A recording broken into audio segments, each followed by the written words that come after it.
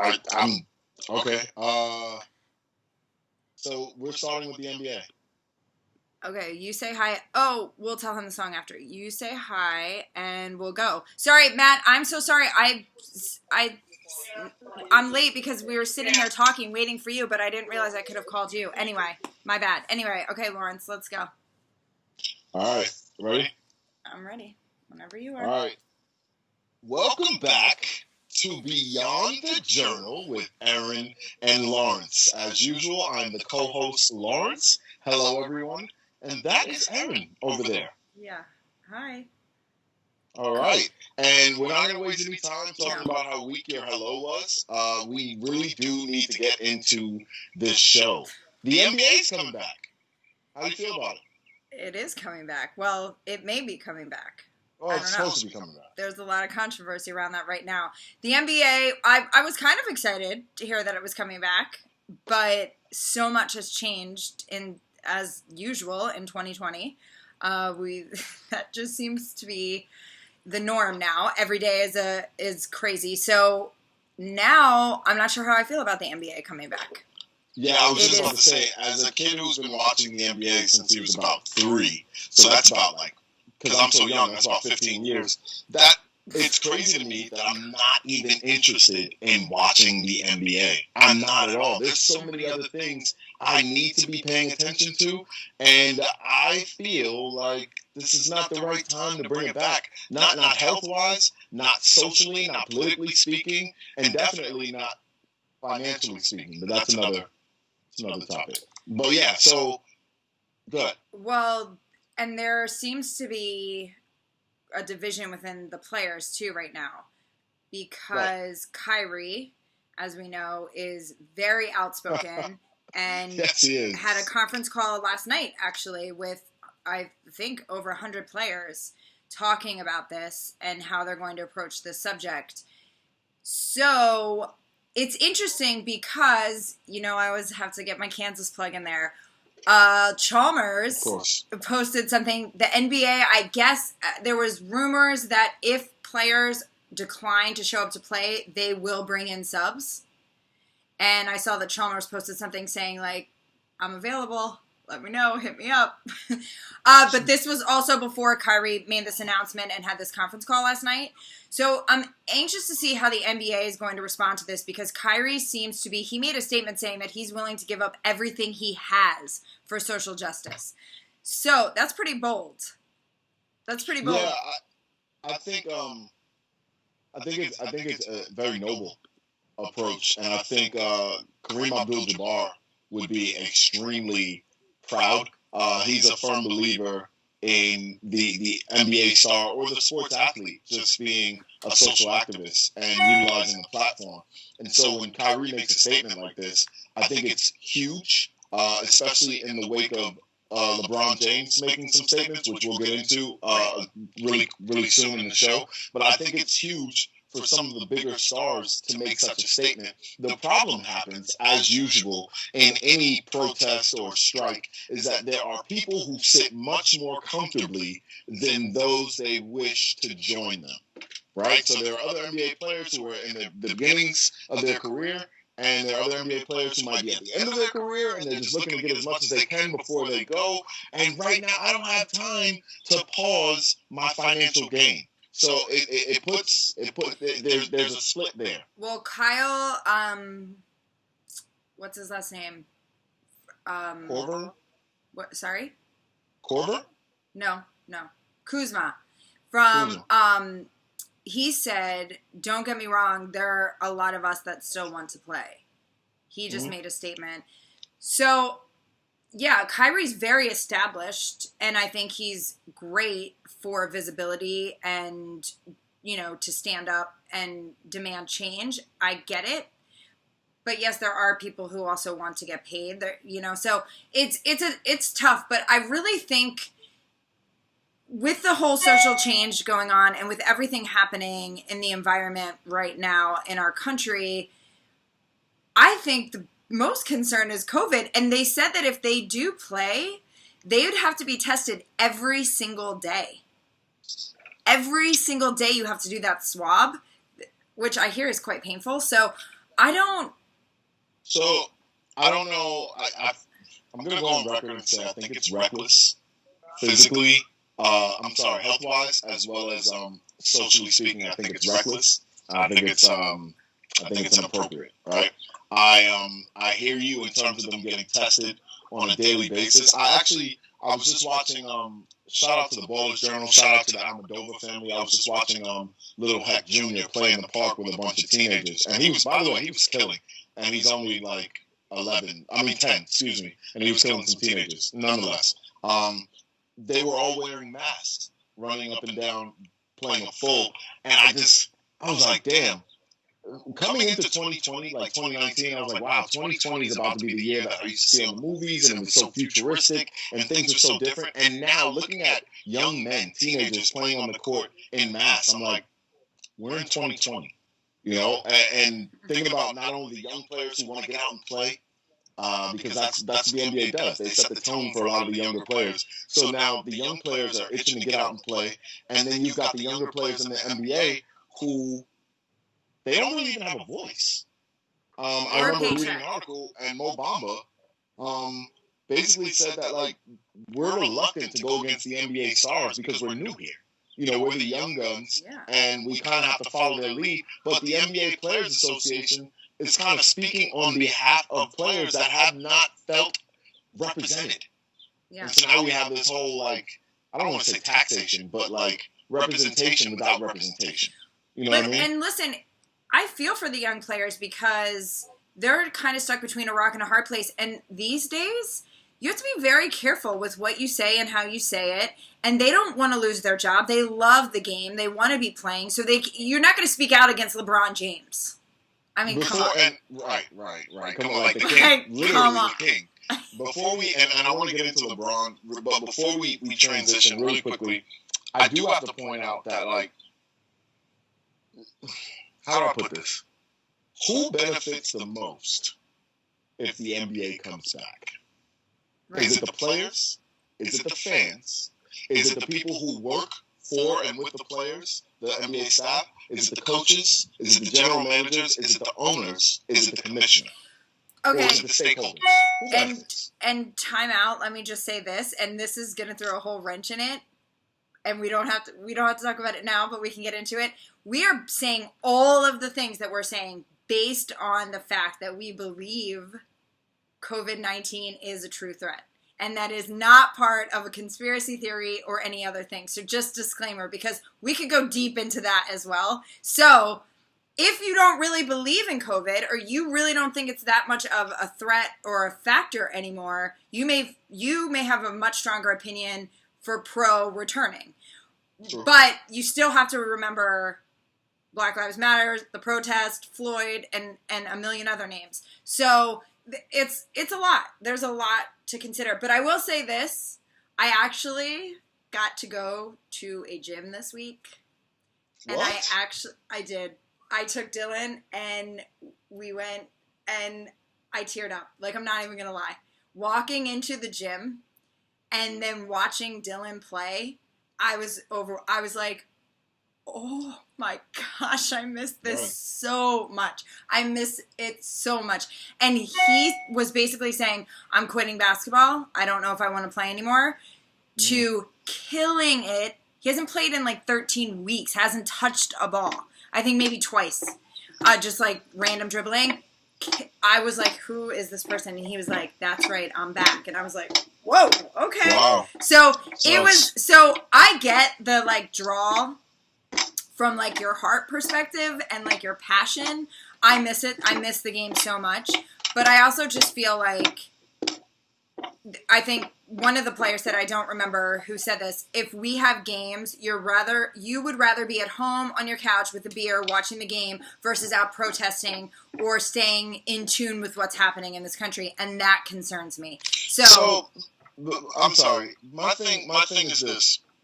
Yes, that's a choice technically that you present when you provide such high-level entertainment as the NBA does. Yeah. Right? You're giving people the choice to either go out, protest, and be a part of history and a part of major change, structural change, or sit at home and allow the system to continue the way it has been operating for centuries. Now, here's the thing.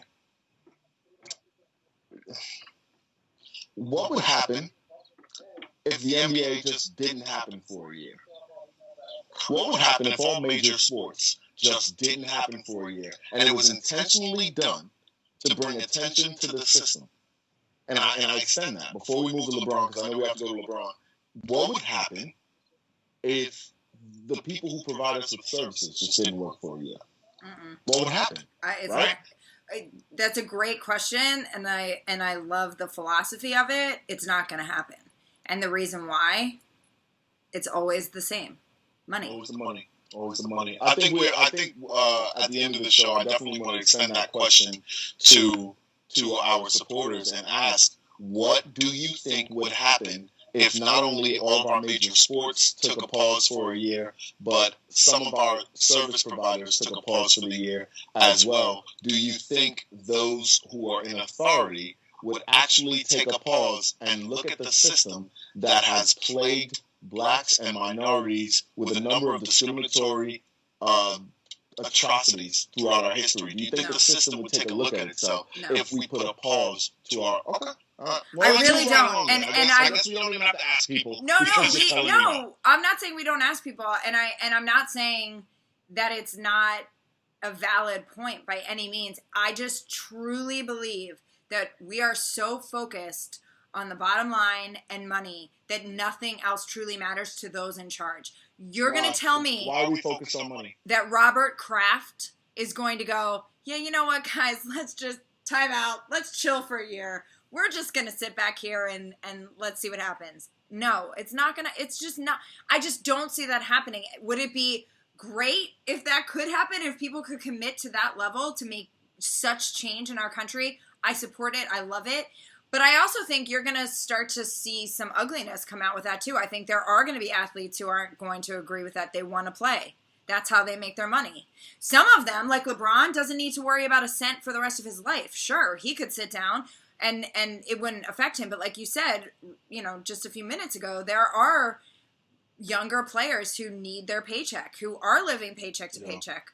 So I don't know. I just think money rules the world, and especially when you have a president like ours, it's not happening. Okay, fair enough. Drew Brees is in the news. I believe it's starting to die down, but the reason he was in the news, even in the offseason, he said, and I quote, "I will never agree with anybody disrespecting the flag of the United States of America or our country." A lot of people took exception to this, and the reason they took exception to it is because this is convoluted, right?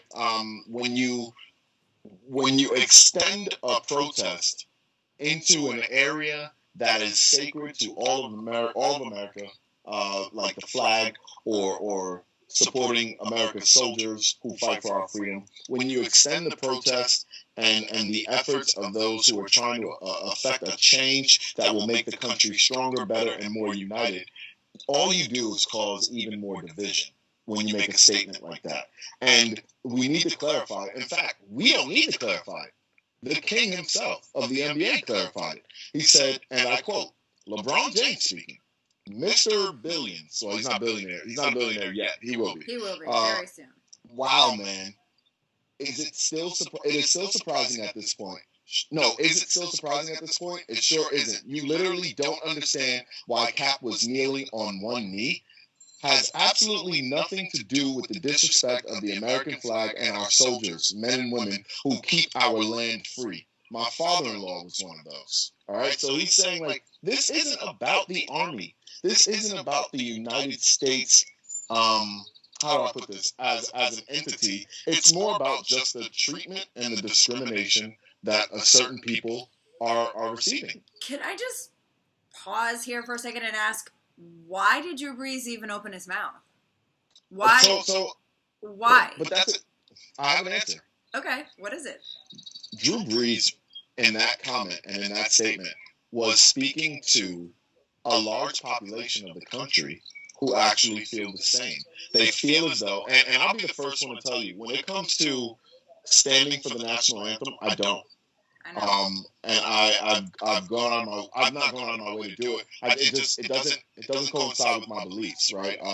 Because I feel like why should I stand not only for a racist song, um, but why should I stand for a flag, the same flag that was waving in the air when the system was created, the same flag that was waving in the air when blacks were slaves. So like I think we need to make some changes before I can be proud of this country, right? So anyway, a large population feel like when I do that, I'm disrespecting their ancestors. I'm disrespecting their country as opposed to other countries. And so they're like, well, why don't you go live in another country? And they feel like I'm disrespecting the hand that feeds me. How dare I? And I'm simply saying, until you fix things, this country does not represent what I believe in. And I'm not going to stand for that. I will stand up for what I believe in. And that has not, and I do not disregard the efforts that have gone into the military or the Navy or our armed forces in general, creating a quote unquote free land for us. I'm not insulting them at all. I'm not disregarding their efforts. What I'm saying is what every other protester and rioter is saying. Pause the world, fix the system, then we can get back to normal. But until you pause the world and fix the system, I will not support you. So I'll take a knee. Right. Well, he quickly backtracked and apologized very quickly.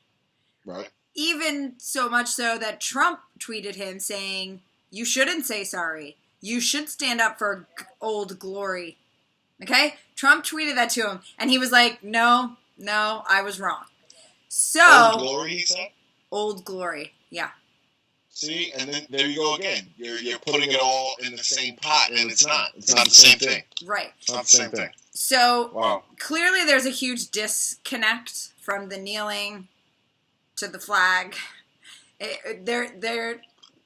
People are getting lost in translation. I'm not quite sure why, but it's an issue. Passion. Right. But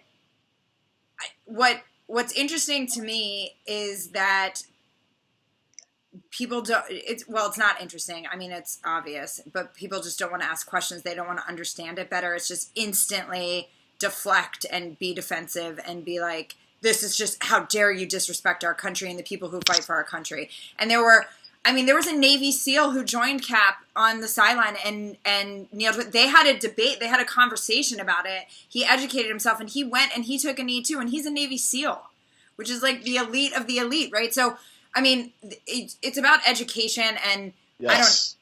Do you think maybe there's also another way to approach this? I'm not saying get rid of that. I'm just saying for an education purpose. Approach what? Just the whole kneeling and the flag, because clearly there's so much confusion there. Do you think there's another method of protesting police brutality via the flag? Well, not necessarily the flag, even just like. So here's the thing, right? Here's the thing that I want America to understand. Okay, there is no comfortable way to uproot a system that has provided profit for people who live in authority, luxury, and excess. There is no quick, painless method to uproot this system. In order to uproot this system, there have to be very uncomfortable actions, there have to be very uncomfortable transitions, and there have to be very uncomfortable conversations. One of those actions must be that people need to stop supporting the system, and that looks differently for everyone. For some, it means kneeling during the national anthem. For some, it means not going to work. For some, it means not buying certain products. For some, it means not communicating via technology for a day. For some, it means not spending any money on certain days. For some, it means marching. For some, it means rioting. For some, it means standing outside of the police station and waiting for answers. It means so many different uncomfortable things that I don't even care to discuss another option. I think this is one of many options, kneeling during the flag. I walk out sometimes. That's an option. Okay. You have plenty of options, and I think we need to exercise every single one. Okay. I hear you. So I don't even want to discuss another option. Okay. I won't have it. Relax. So back off. It was a question. Relax. It's good. I hear you. Right. Well, so speaking of sporting events and the national anthem and the flag and kneeling and cap and Drew Brees and everything else, the NFL is pledging $250 million over the next 10 years to support the black community. What? Quote, to combat systemic racism and support the battle against the ongoing and historic injustices faced by African Americans. Let me ask you a question. Where you been? Yeah. Where have you been? Because you had this opportunity. You had this opportunity to be a leader, to step up and support Cap. So you know what I heard someone say? Oh, you want to support the black community? Really? Hire Kaepernick back. Mm-hmm. Let's start there. Yeah, your money's good too. We'll take the money, but let's also provide a disclaimer. You know what this is? You know what this is? This is the guy who comes to church every Sunday and sits on his wallet, and then this day he brought some company with him, and he brought some people he wanted to show off his church to. And they sat next to him. They saw the basket coming around, and they put $5, $20 in. And this guy's like, well, hey, this is my church. I definitely got to put in a whole bunch of money. I'm going to keep putting money in. Don't I look good, guys? Oh, please. This is a publicity stunt. You're getting in while it's hot. The stock is rising in Black Lives Matter, and you want in. You're purchasing stock. That's all that is. They had an opportunity. They had an opportunity in 2016 to... And no one's even talking about money at that point. I'm just saying you had an opportunity to start a discussion or a conversation to raise awareness with Colin Kaepernick. You chose to blackball him. You chose to absolutely alienate him and fire him.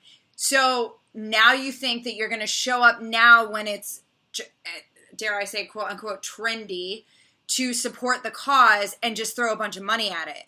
Because it's a dangerous time to not support Black Lives Matter if you're interested in the American dollar. That's why. Because the American dollar is now very much tied to public opinion in a lot of forums. Not in all forums, right? The higher up you go in the financial hierarchy, the less public opinion matters because there's just so much more strategy going on and so much more smoke and mirrors up there. But for those people who live in the forefront, like the NBA or certain politicians or Home Depot, certain companies, because they live on the commercial dollar, they have to pay attention to public opinion. And because they have to pay such close attention to public opinion, everybody's getting in while the chipping in is good.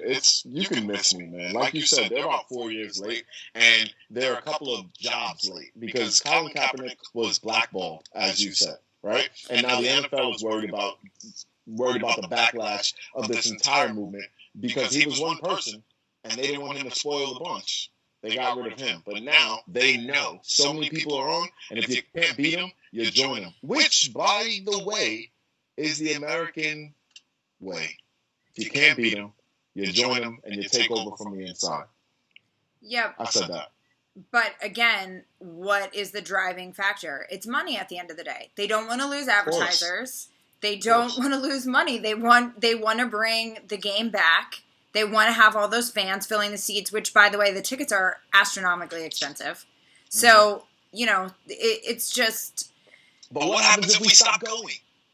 That's what I'm saying. I know, but then again, look at how much division we have right now, and that's great, and that is huge. Money, if you can hit them in their pocketbook, that is where you're going to drive the most change in the quickest way. But I just don't see people on the same page. I think the younger generation is definitely getting there and much more united than older. So maybe it could happen. It is. I disagree. Really? I think what's happening. Is mainstream media is flooding the news stations and the news outlets so much so that people who live their lives or get their news virtually through social media and social networking and the cable networks, they're forgetting that there's an entire population of people who do not frequent these same outlets, these same stations, these same channels, these same social networking in general. And these people are raising children. Now, there's a split between those who frequent the mass media or pop culture and those who hug the system, as I call it. What people who hug the system are the people who work hard to make sure the system keeps going. A lot of people don't understand that systems are not about equality. Systems are about sustaining. So there are people who will work just to see that the system continues to work, and those same people are raising children. Now, when you care about a system and you don't care about equality, that means all of those social issues that are at the top of the line on the social networks, that are at the top of the line in pop culture, have nothing to do with Sam, who runs his own 300-acre farm in some small state where he has the freedom and autonomy to basically operate on his own independently, economically, but also work and provide for the United States. That system and him are very closely connected. What are you going to tell him about Black Lives Matter when, number one, he has no Black lives on his farm or even in his town, and Black lives don't really matter to his pocket? He doesn't care about anybody's opinion. So what's going to happen when the polls open up? He's going to the polls to vote for the same people who keep him employed, vote for the same people who create policy and law to keep him thriving. He doesn't give a damn about your opinion of him. And there are so many people, and we're starting to see them, which is why I don't mind that people are racist out loud, because now we're getting to meet these people, and we can stop acting like we live in a bubble. So many of us live in a bubble. Right. No, I'm actually incredibly thankful. I think that it's great that it's out there, because now we get to address it head on, and we get to confront these people who are actually doing it out loud. And there's been a lot of people who are stepping up and taking them on in public while being recorded. So I think it's great, but I think you just, and I know you said you disagree with me, but I feel like you kind of agreed with me. That guy doesn't care. He's not going to not go to the football game.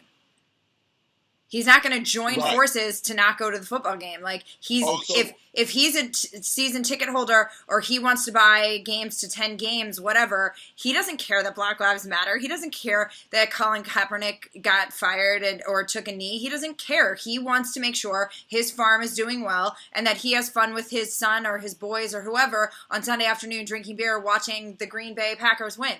Agreed. The thing I was disagreeing with was when you said, we have a younger generation of people who are fighting not only with us, but fighting their own parents and their own elders for the cause of equality, right? But I said the people who do not care about the social issues, who are thriving off of the system and have been for quite some time, they are raising the next generation of themselves, right? And for the most part, a lot of these people live an isolated experience. Isolated meaning they don't subscribe to pop culture the way we subscribe to it. Many of us subscribe to it. So they're going to raise their children in their own little bubbles. And what often happens is these people who have a way into the system, see, Black people, we live underneath the system. We're at the bottom of the system.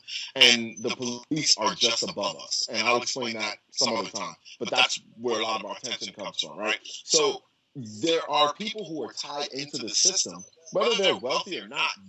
They have a sustained lifestyle, which is all they care about. It's that they'll live and their kids will live, right? These people have a way into the system, and so when they raise their kids are going to be better at finding ways into the system and working with the system. So they'll be behind the scenes. So they'll be the ones who are working on the laws to make sure that their older father retires well, or their parents live well on the farm, or wherever it is in the rural area, right? So that's the scary part, is because they won't be as loud as some of these people are. In fact, they'll be behind the scenes affecting the world and laughing at us because we really think we're doing something by having people click like. Yeah. And that's how they look at us. They look at us like we're ridiculous.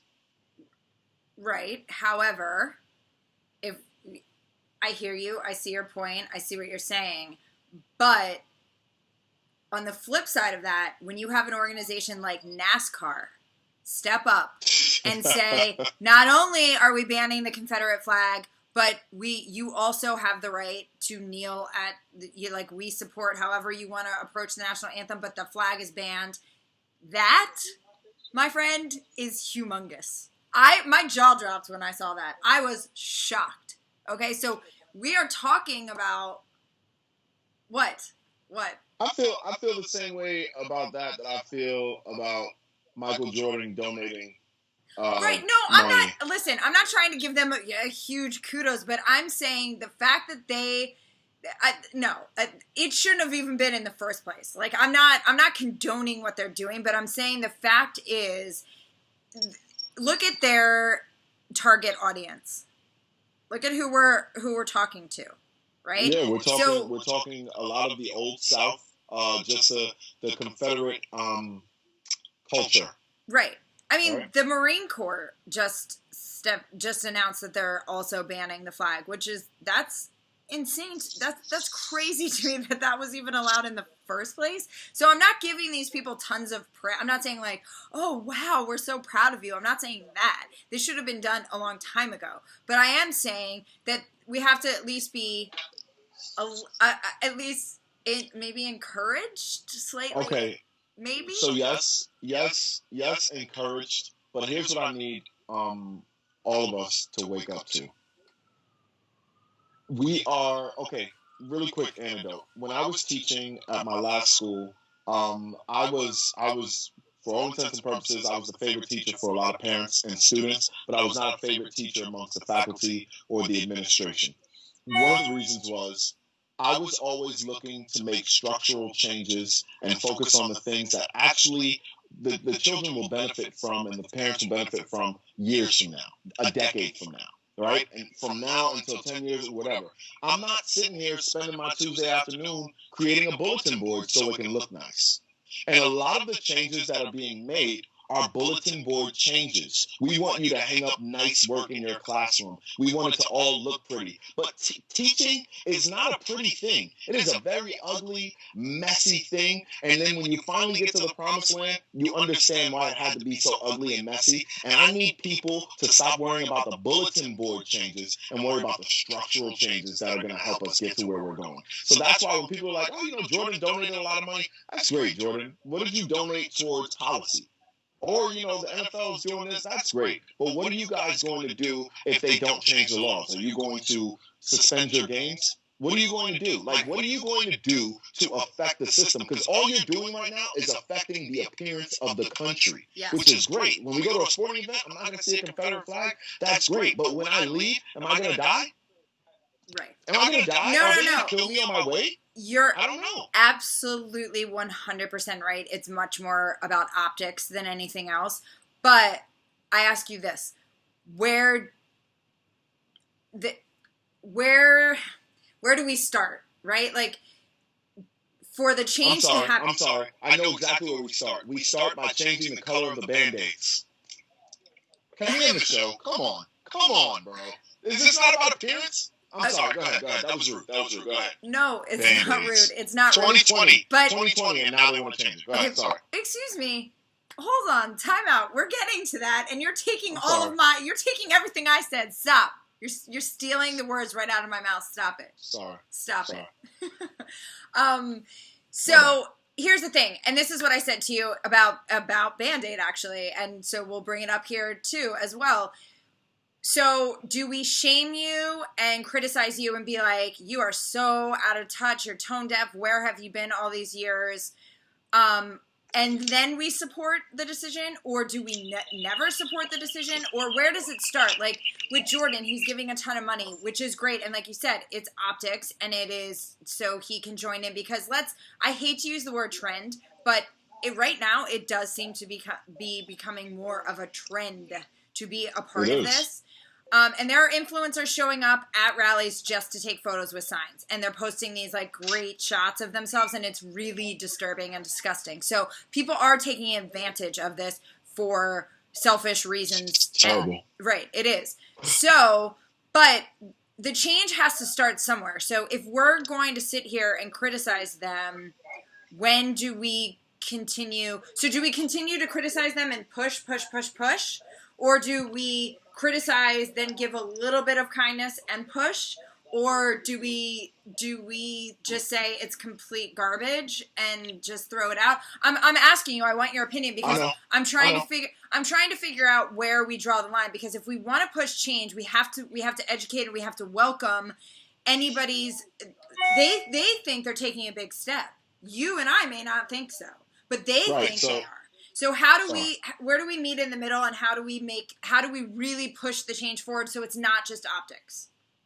So thank you for saying so it's not just optics, and I think that's my point, right? Like, people are so focused on the appearance of things. I think what needs to happen, and since I'm a huge proponent for structural change in places where a system has plagued a people.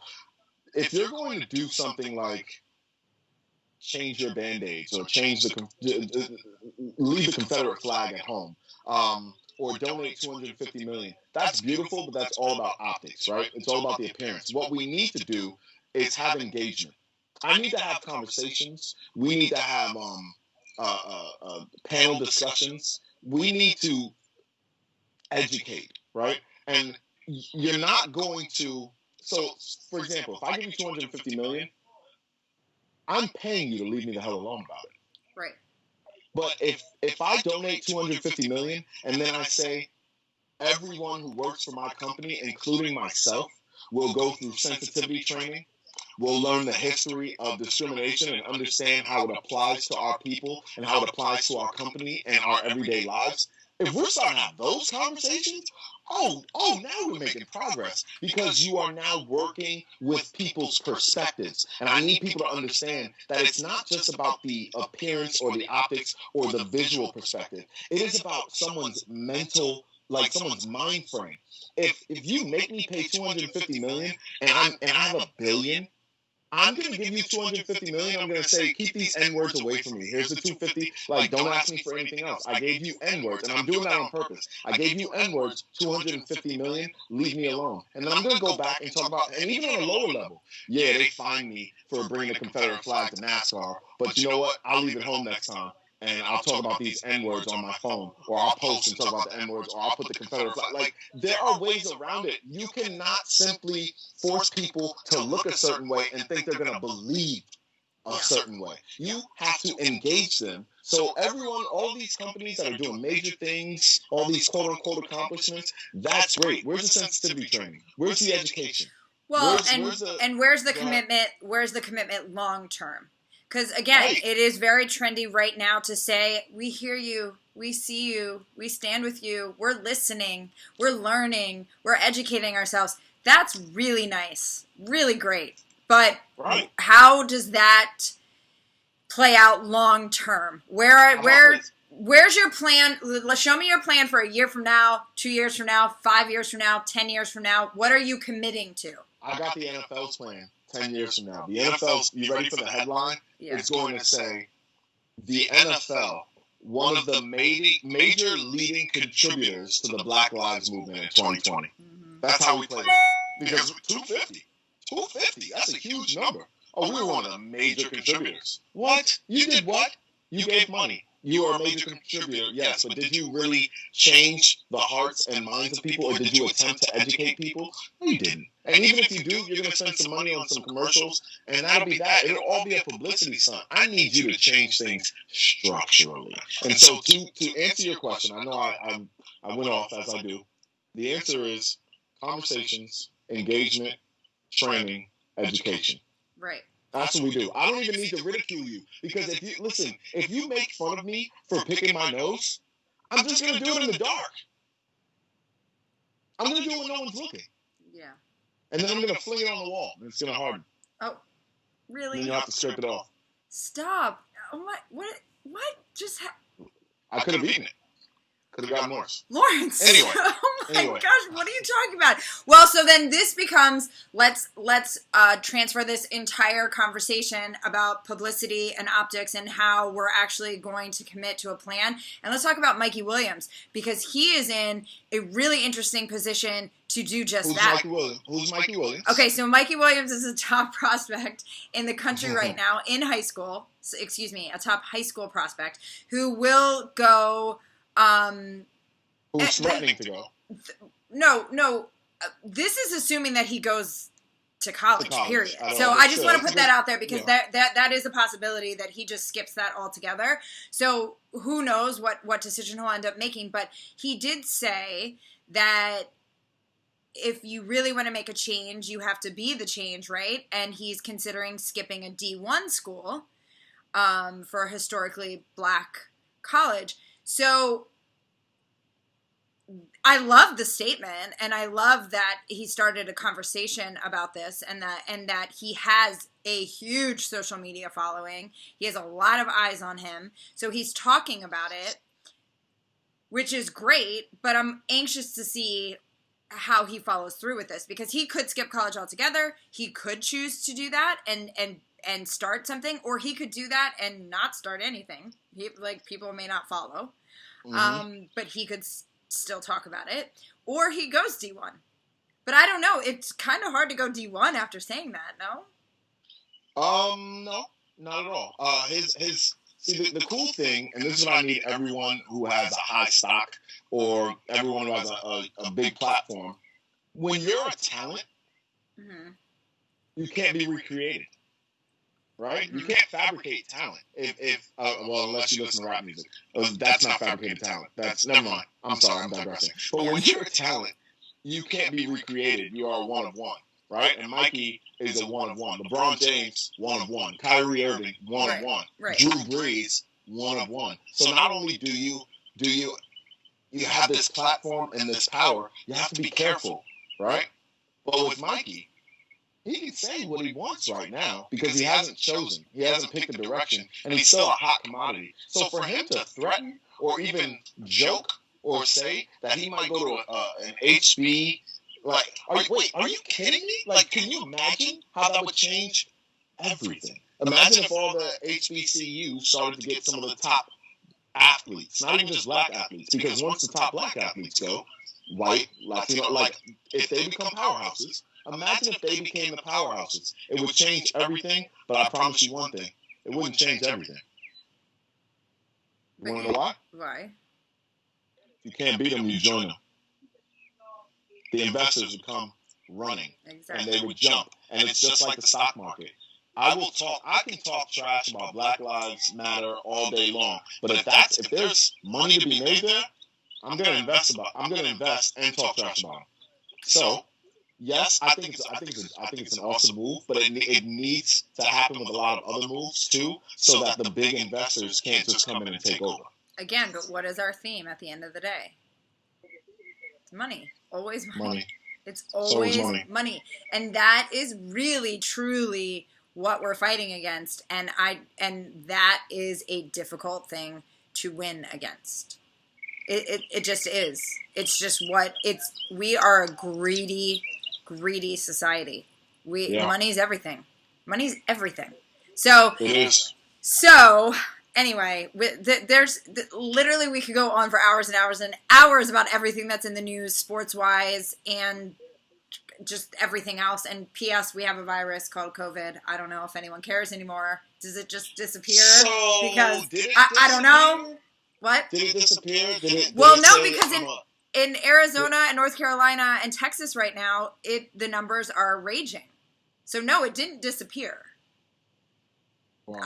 But I don't understand. It's just, obviously there's other things in the news that, we can talk about. So a lot of the focus has been taken off of it. But it's still there. People are still getting sick. It's just crazy, the combination of everything that's going on. So just FYI, just throwing it out there, just in case you forgot, there is a virus in this country. We just had a whole show in 2020. We're almost done with our show, and this is the first time we're mentioning COVID-19. That's bizarre. Crazy.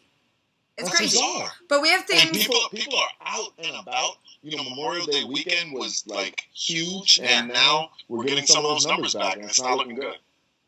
So it will be interesting to see how this plays out, and if and when a second wave hits, and how that's going to affect school, jobs, everything else. So just FYI.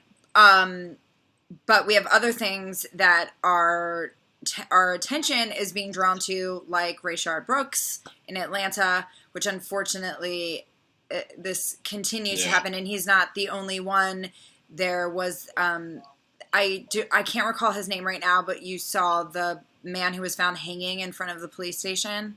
young man at that. Yes, and so I mean, this is continuing despite everything. I mean, of course, it wasn't going to stop overnight. I'm not saying that, but you know, it's crazy. So there are things like that happening that clearly are grabbing our attention and need focus. It was ruled a suicide too, right? It was, and the interesting thing was they made a statement saying that their cameras were broken or not active, so they have it was a suicide. But someone on the internet said, really, that's interesting because I see 4 cameras from an apartment complex and this and that, whatever. Has anyone asked for their footage? No, that's not been addressed, has it? Nope. So, and listen, I'm gonna say it, but the KKK, if you are not aware, are incredibly active in this country, especially now, more than ever.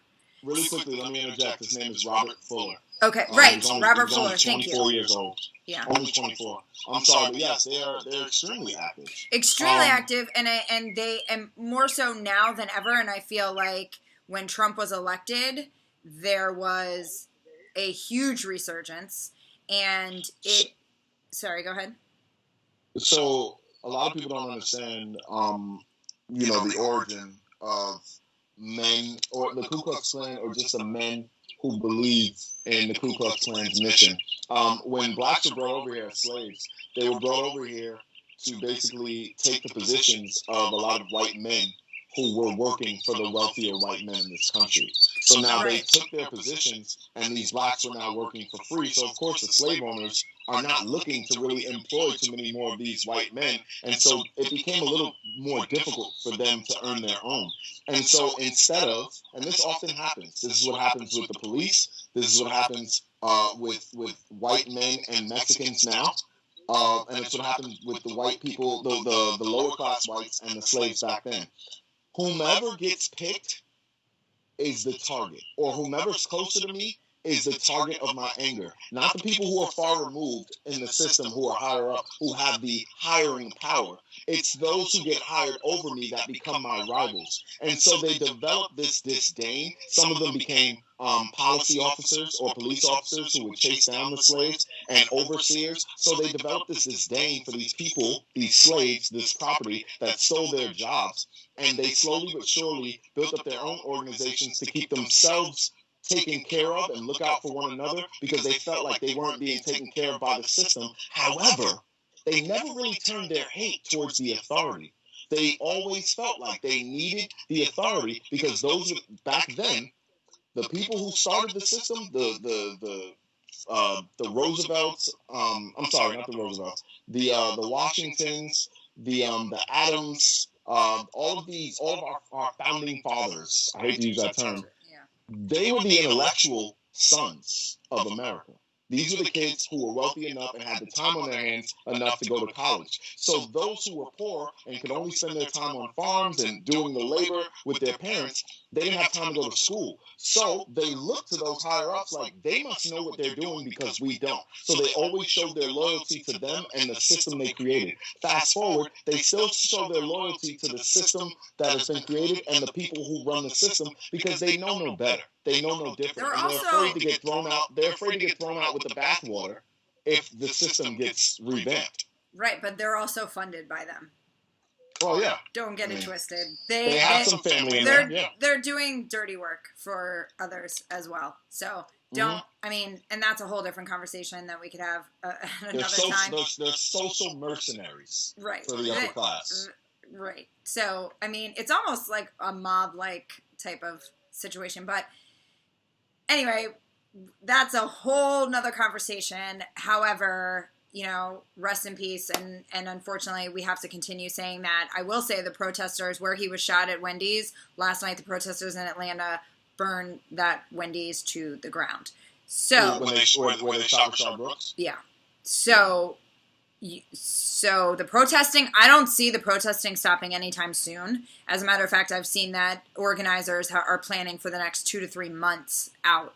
So I don't see it stopping, and I hope it doesn't. I hope that attention isn't taken away from this. So we'll see. They're talking about defunding the police. All right, that's the major goal right now. Right. So. Wait, so let me ask you for the rest of America, and then you can educate me. Does defund the police mean to do away with the police altogether, or does it mean like we're going to bleed them dry so that they have no money to operate? What is defund the police so mean, here's the Miss thing, Erin? and yes, so here's the thing. Yes, let me put on my teacher cap. Let me take a note or two from Lawrence. But no, I hate the terminology defund the police, because I feel like we have to educate so much about that terminology before we can even get to the point of what defund the police means. So I personally hate that we call it that. Can't we rename it? I want to rename it, because defund the police, everyone automatically assumes that that means remove all police. We will have no police ever in our country, and all they can imagine is, you know, rapists and robbers and criminals and thugs and looting and craziness. That is not what this means. Can I just jump in and add to that point? Sure. That's more, so people constantly complicate the issues and demands of the people who do not have authority, because it is easier to squash them out if they have to argue with people who are in between on the hierarchy. What that means then, for those who may not have followed me on that, if I have a system and someone lives 12 levels ahead or higher than I do and has all the money and authority, and I want to change something about the way those people live their lives, if they can get anyone in between those 12 levels between us to argue with me, they're basically slowing me down. So now my job is not necessarily to argue with these people or to be combative. It's to educate them as to how the system, those who run the system, win no matter what. The house always wins, right? So we are all just patrons in this big casino called the American system. But really, the house always wins. If we can all join together, then we even the odds. But as long as we're divided on the lower levels, we will never reach the top level, and we will never affect change. So it's a very smart strategy to convolute things and say, oh, they think defunding the police, getting rid of the police is going to save them. Wait till they see what happens when the police can't stop us from shooting them. Whoa, we're not even talking about that, bro. What are you talking about? Sorry, go ahead. So I want to make it clear. There's a really important thing that I really want to make clear. So it does not mean that police will not be funded. It means they will not be overfunded. It means the budgets will be redistributed and everyone gets more of a fair share. And that is especially a problem here in New York City. It is crazy, the funding that the NYPD gets. But what I want to say that's really, really important is I don't understand when, or maybe it's from the very beginning, and maybe I need to educate myself a little bit more, but I don't understand when it became a cop's duty to do everything. From remove a cat from a tree, or show up to the scene to then call the fire department to remove the cat from the tree, to deal with domestic violence, to deal with child abuse, to deal with criminal activity. So we need to understand that police are not mental health counselors. They are not social workers. They are not medical professionals. They are not education specialists. They are not responsible for everything. But right now, they're given that authority. And I don't like that. Because they are not trained. One, they don't even have enough hours of training. But they are not trained to walk into a situation where a mental health counselor is needed, where a social worker is needed, where a medical professional is needed. They are trained in violence. They are trained in criminal activity. They are not trained to deal with anything and everything under the sun that you call 911 for. So defunding the police is going to help us address that issue, which so desperately needs to be addressed, because we have them out there just running amok with all of these things that they are not qualified or skilled to do. So that is what defunding the police means, and that is what we need to focus on right now. They should not be getting those calls. I'm sorry? Sorry, go. No. No, go ahead. I wanted to answer your question. You say, when did they get so much authority? Right. And I want to say, a long time ago, when Karen was born, and Karen needed help with her issues, Karen called the police. She needed help getting her cat out of the tree. She needed help understanding why her neighbors were playing music so loud. She needed to know why the homeless person was allowed to sit in front of her building and ask her for money, even though he'd never said anything else to her. She needed to know why certain people were allowed to be in the park at a certain time. She also needed to know why they could cook out and barbecue, why this little girl could be selling lemonade without a license for her lemonade stand. And she definitely wanted to know why these little kids in their Hot Wheels and their Power Wheels riding around the park don't have a license. So because Karen needed to know these things, the police had to get more authority, because when they show up to the scene, no one else is going to show up to help Karen. They're not getting a supervisor for Karen. They're going to get these regular police officers, and these regular police officers better take care of Karen, because Karen not only votes, Karen makes sure that other people vote, and Karen also makes sure that her partner or her associates affect policy and they affect funding. That's why. So it's Karen. Blame Karen. Karen is responsible for a lot these days. I have to say. Is. Yeah, but Karen is a whole nother conversation that we can have at another time, because we are out of time. But right, but defunding the police, before people get crazy about defunding the police, they've been defunding education since I've been in there. Okay? Exactly. They've been cutting arts programs, music programs. They've been putting a lot of money into sports, math, and science. Not so much Black history or cultural history. It has been about training students, and so they've trimmed the fat, and that fat, I call it, that money we're talking about, has been used to fund other things like the military and the police. Which, by the way, when you do your international homework, the military tactics and the police tactics here, the domestic police tactics, are very closely linked. And anyone who wants to know what I'm talking about, look up August Vollmer. Vollmer. August Vollmer. All right, look that up. Check your facts. Come back to me. Anyway, sorry, go ahead. No, that's fine. Yeah, so I just wanted to get that point across, because it's been an argument that I've been having personally, and I think it's really important that we understand defunding the police is misleading and manipulative, the language of it in general. So we need to be aware of that first and foremost, but this funding does need to be addressed, because the police are getting an astronomical amount of money, and it's being taken from the places where we need it the most, mostly education. We're cutting... Yeah. I mean, you have the LAPD driving around in like these crazy Teslas, and they're firing like the social workers in school. I tell you what, if you spend more money in the schools, especially in the areas where there is high crime, you actually do the police work before the kids get to the street. You can quote me on that, America. I totally agree, but it's a lot. I actually read something really interesting. I just want to read it really quick, and then we have to wrap it up because our show is like over. But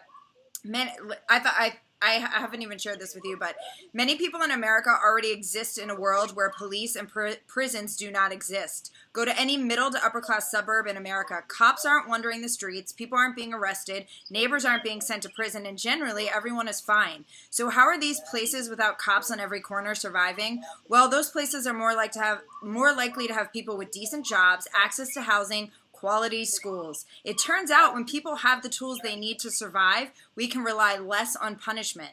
Many people say they cannot imagine this world without the police. What most of them cannot imagine is someone not policing Black, brown, and poor people. That is what is unimaginable to them, not the absence of law enforcement. If you are lucky, you are already functioning life with that absence. And that pretty much sums it up to me is, if you put the money in the education and you give the people tools, well, we're talking about a whole different world, aren't we? Yeah, but I mean, first of all, I think I like my quote better. But I agree with you. Well, of course you would like your quote better. You would. Well, I mean, it wasn't a quote. It was just a thought. But anyway. It's a quote now. Okay. Well, actually, I should say who said it. I didn't even give her credit, but it's Josie Duffy Rice. She has a podcast, social justice podcast, everything. Anyway, I liked her point. I thought it was really good. Anyway, we need to wrap it up because we are running over. But really quickly before we wrap it up, whose kid is this? Does not go to all of the racists in America, because I will be the first one to say I'm happy to hear the racist voices in America, because at least I know who you are. Exactly, right? I agree. Please don't smile at me and pretend I'm glad for you to be honest. But the whose kid is this goes to President Trump, who decides he's going to resume his rallying on June 19th, which is also known as Juneteenth in the black community. Right. And in Tulsa, no less, where the black stock market was bombed and torched, and many people lost their lives. And it is it's the largest black massacre moment in time where blacks tried to get together and stand up together and were completely squashed by the white authority. And that's where he wants to resume his rally on the day the slaves were freed, and the anniversary. And do not think that was not premeditated. He took it back. He says he changed his mind later, but he let it sit. And I say whose kid is this because I know he's not that dumb, and I know when he reaches out through his Twitter fingers or his comments, I know he's poking fun.